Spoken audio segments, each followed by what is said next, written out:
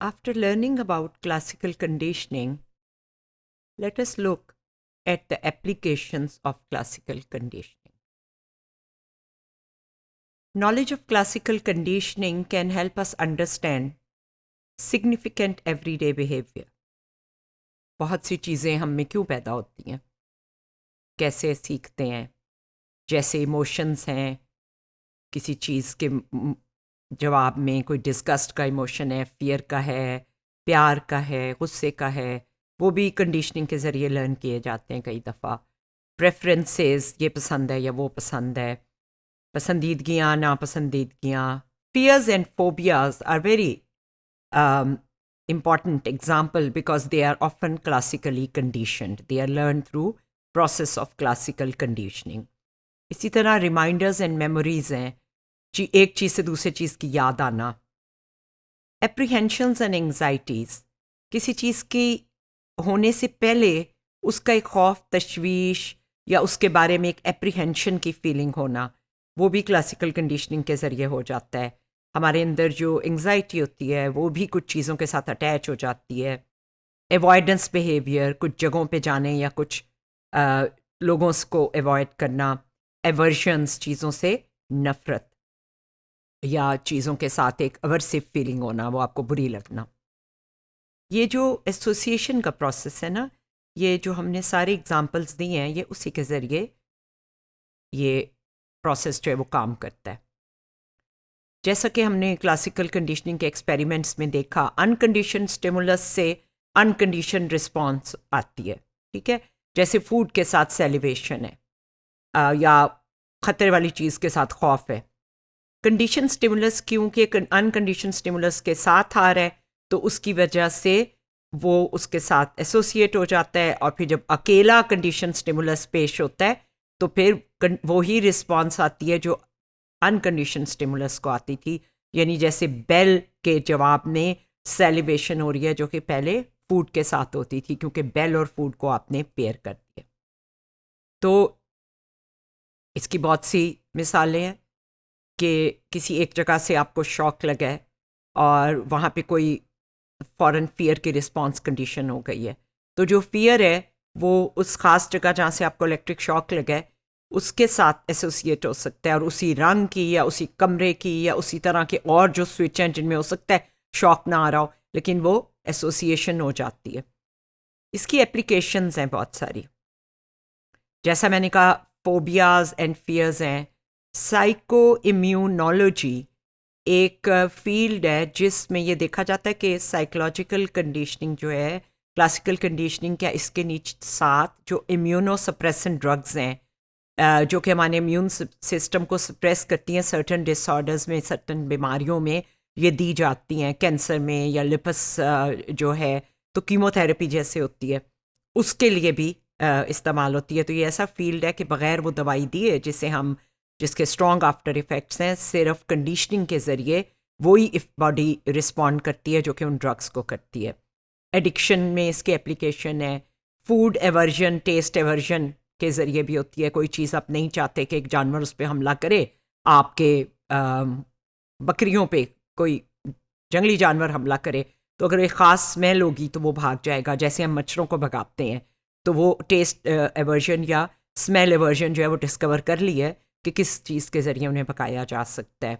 Advertising में इस्तेमाल होती है. नई सिचुएशन में एडेप्टेशन के लिए भी इस्तेमाल हो सकती है कि हम प्लेजेंट स्टिमुलाई को एसोसिएट करते हैं, बच्चे को वो जगह अच्छी लगने लग जाए, मरीज़ को हॉस्पिटल अच्छा लगने लग जाए. और इंटरपर्सनल अट्रैक्शन में भी अगर आपके साथ हमेशा कोई प्लेजेंट खुशबू आ रही है तो आपसे मिलने वाला जो है वो आपके लिए अट्रैक्शन फील करेगा. फोबियाज़ जो हैं वो इरेशनल फियर्स होते हैं, इनकी कोई बुनियाद नहीं होती, सोच के नहीं बनते. तो ये किसी इंसान के बारे में, किसी जगह के बारे में या किसी भी ऑब्जेक्ट के बारे में हो सकते हैं. ट्रीटमेंट ऑफ फोबियाज़ के लिए क्लासिकल कंडीशनिंग के प्रोसीजर इस्तेमाल होते हैं साइकोथेरेपी में, उसे हम काउंटर कंडीशनिंग कहते हैं. और सिस्टमेटिक डिसेंसिटाइजेशन, मसलन किसी को ओपन स्पेसेस का खौफ है या उसको फ्लाइंग का खौफ है, जहाज़ उड़ाने का या उड़ने का खौफ है, तो उसको पहले रिलैक्सेशन ट्रेनिंग देते हैं, क्योंकि खौफ की वजह से आपके अंदर एक एंग्जाइटी की और बॉडी के टेंस होने की, मसल की रिस्पॉन्स होती है। रिलैक्सेशन ट्रेनिंग से वो अपने मसल्स को रिलैक्स करना सीखते हैं। तो अब रिलैक्सेशन और एंग्जाइटी ऑपोजिट है ना, तो हम ये पैराडॉक्सिकल चीज़ इस्तेमाल करते हैं। वही सिचुएशन जिसमें पहले उन्हें दिल धड़कता था या खौफ महसूस होता था या एंग्जाइटी होती थी, उसी सिचुएशन में वो रिलैक्सेशन ट्रेनिंग करके अब रिलैक्स रह रहे हैं और आहिस्ता आहिस्ता ग्रेडेड एक्सपोजर हो रहा होता है, ग्रेजुअल। जैसे जहाज़ की पहले तस्वीर देखी, फिर दूर से देखा, फिर एयरपोर्ट पे खड़े देखा, इस तरह ग्रेजुअली वो उस लेवल तक पहुंच जाते हैं हर मरहले में रिलैक्स रह के वो जो उनकी एंग्जाइटी एक ख़ास सिचुएशन के या चीज़ के साथ थी, वो रिलैक्सेशन में बदल जाए और वो चीज़ बुरी लगना या खौफ उनमें पैदा करना दूर कर दे। इसको काउंटर कंडीशनिंग कहते हैं।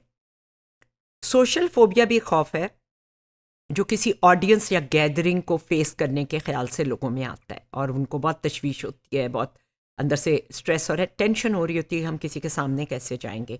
इसको भी इसी तरह इसी ट्रीटमेंट के ज़रिए ट्रीट किया जाता है, gradual exposure to social situations, relaxation training दे के। लेकिन ख़ास तौर पे सोशल फोबिया में इन डेप्थ काउंसलिंग की भी कई दफ़ा ज़रूरत हो सकती है, सोशल सपोर्ट की भी हो सकती है कि लोग आपका साथ दें, आपके रिश्ते सपोर्टिव हों और आपके सेल्फ इमेज या सेल्फ एफिकेसी, आप अपने आप को क्या ऐसा समझते हैं कि जिसको लोगों के सामने जाते हुए कोई खौफ महसूस होता है, तो उसके ऊपर भी काम कई दफ़ा किया जा सकता है। लेकिन जहाँ तक कंडीशनिंग प्रिंसिपल का ताल्लुक है वो इसमें भी इस्तेमाल किए जाते हैं। एडिक्शन में एवर्जन थेरेपी की गई है यूज़। जो भी नारकोटिक, हेरोइन या अल्कोहल जो भी इस्तेमाल करता है कोई, उसके साथ ही कोई ऐसी ड्रग दे देते हैं जिससे नाउजिया या वॉमिटिंग इंड्यूस हो। तो उस ड्रग का जो अपना इफ़ेक्ट है, जो एक सरूर लाता है या उनकी बॉडी की डिपेंडेंस को कम कर देता है, क्योंकि मज़ा तो ड्रग्स में बहुत जल्दी ख़त्म हो जाता है। अगर किसी का ये ख्याल है कि ड्रग्स कोई मज़ा देने के लिए होती हैं, उसका मज़ा ख़त्म हो जाता है, वो एक मजबूरी बन जाती है। तो जिस्म इतनी तकलीफ़ में होता है उसके बगैर और जहन इतनी तकलीफ़ में होता है कि ड्रग लेके उनकी वो तकलीफ़ दूर होती है। तो it is actually a different kind of reinforcement. तो जब उनको ड्रग लेने के बाद वॉमिटिंग हो, तो उसके बाद ड्रग के साथ एक एसोसिएशन हो जाती है, इसको एवर्जन थेरेपी कहते हैं। ये एक कंडीशन स्टिमुलस बन जाता है। फिर इसमें बच्चों जो बेड वेटिंग करते हैं उसके लिए भी एवर्जन थेरेपी यूज़ की गई है कि जब भी बिस्तर गीला हो उसमें हल्का सा करंट दौड़ जाए। बहुत कम होती है लेकिन एक थेरेपी है जो हो सकती है।